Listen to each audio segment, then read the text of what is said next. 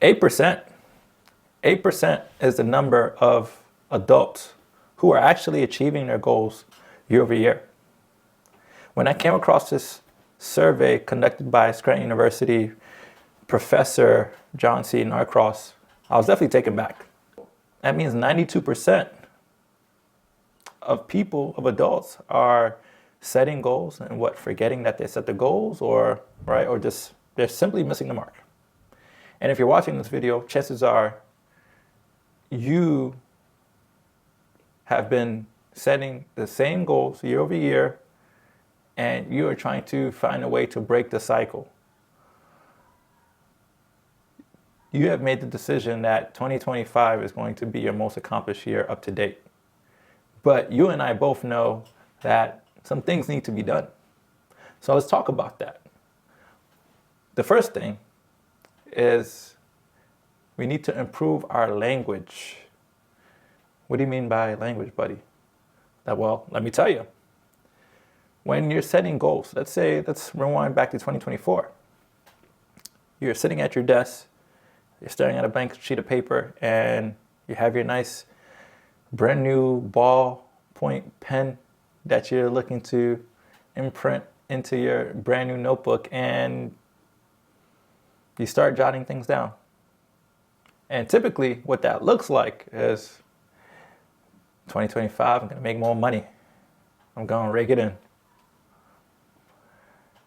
2025, I'm going to be more fit. I'm going to be in the gym. 2025, I'm going to save more money.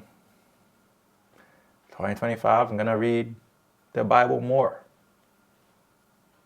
All right? Have you picked up on a theme between all these different things that I've just mentioned? Well, the thing is, they're all vague. That is the number one problem for our 92%ers. They do not make specific enough goals. Your goals have to be specific. So, what does that actually look like?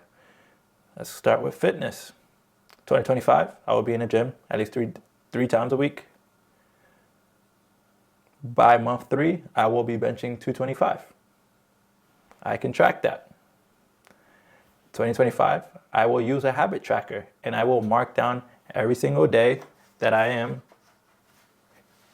showing up to the gym. So that is another thing that our 8%ers do. They track and measure. They can give you year over year stats. They can tell you, last year I went to the gym 260 days out of 365. How do you know? Because I track it either on my phone or on a habit tracker, right? And there's so many that you can find online for free. I grabbed this one. This is a yearly habit tracker template. And if you need one, reach out and I'll shoot it over. But yeah, it's pretty simple. I just realized I didn't introduce who I am. So, one, I am a husband, I am a father, I am a brother, I am a son, and I am an engineer. I've been an engineer working in the technology space for over a decade. I think it's closer to 15 years at this point. Went to school for network engineering, graduated, ended up working for a service provider, and from there worked at a local university, and then from there I have navigated to a major manufacturer where I am currently in a cybersecurity solutions architect role. So I've had the opportunity to connect and speak and collaborate with so many driven and exciting, smart people. And they have imparted wisdom onto me, little old me. And I'd be remiss to not bring forward all the good information and insight that has been bestowed onto me to help me accomplish the things that I've accomplished up to date. I've done some things. And over a series of videos and over time, you may be able to put that picture together of those accomplishments. So bringing it back. So number one, gotta Write down specific goals. Gotta be specific. Number two, the 92 percenters typically write down too many goals. So a mentor of mine, Nasser, recommended this approach. He called it the PSSM. It's a physical, spiritual, social, mental. Look at it as, a matrix, 4-box. And for each area of your life, essentially, you would write 2 or 3 goals, not 5, not 7. All right? And you put them in order of importance, and then you would work at those. When you establish those, you can always add on top of it. So I'd highly recommend that that's something that you implement. A few goals for each area of your life, not too many. And then make sure they're as specific as possible.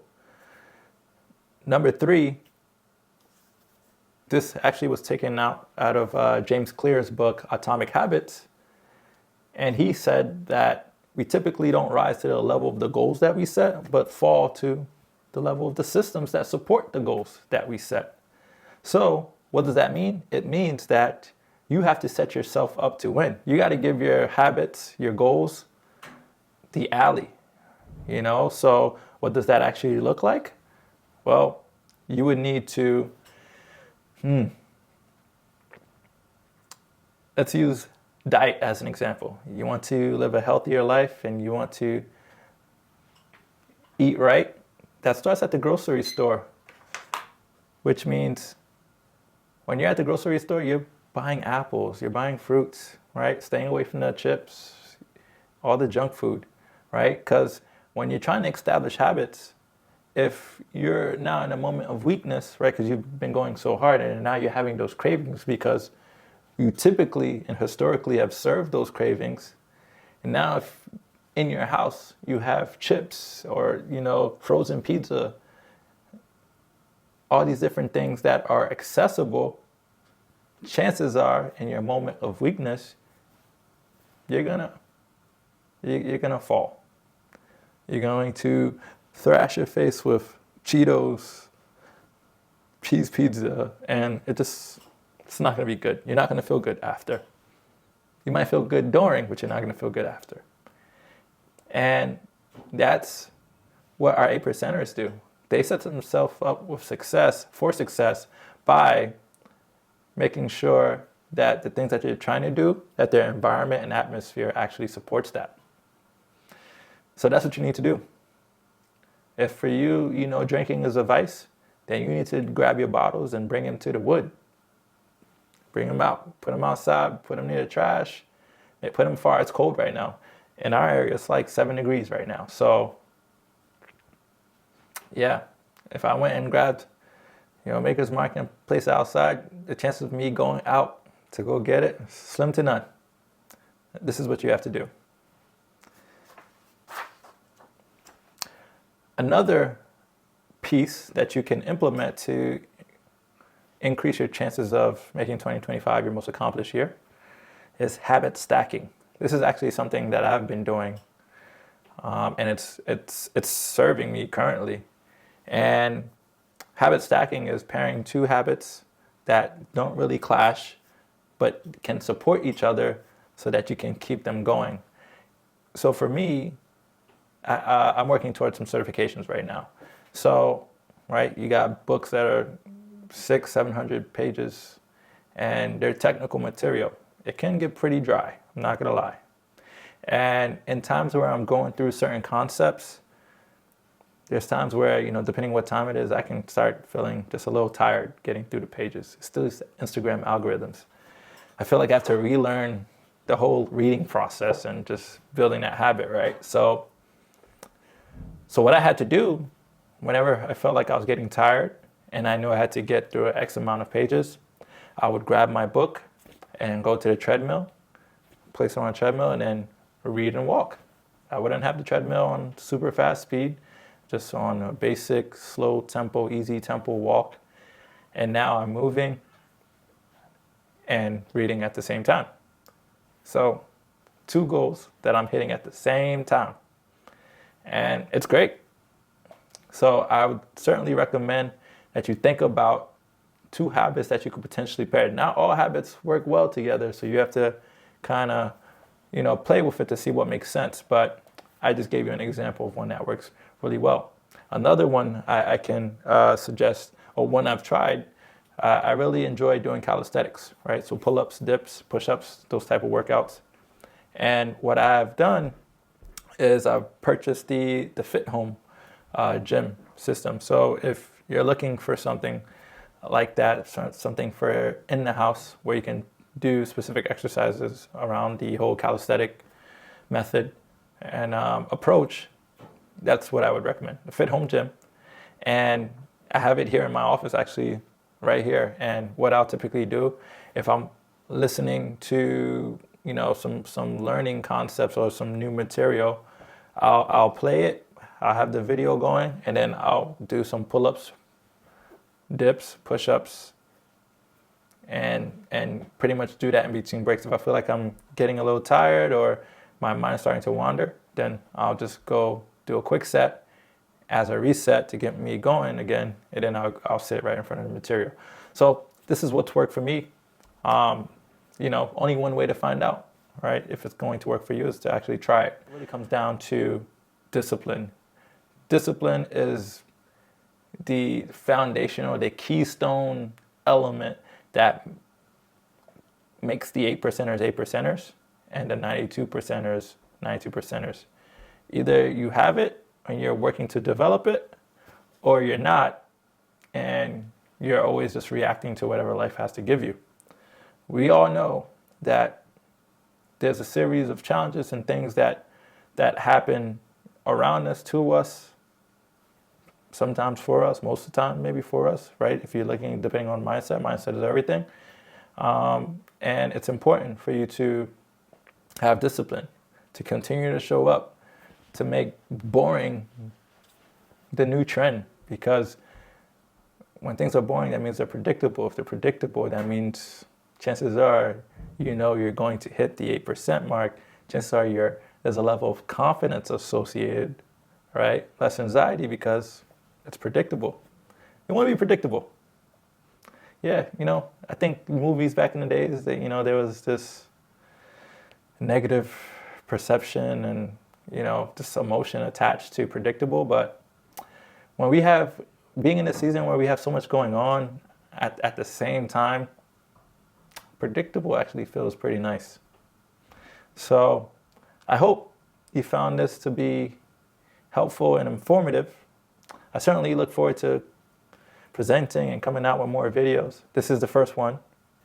And I'll tell you, for 2025, one of my main goals for this year is to improve my public speaking and body language and everything around communication, really.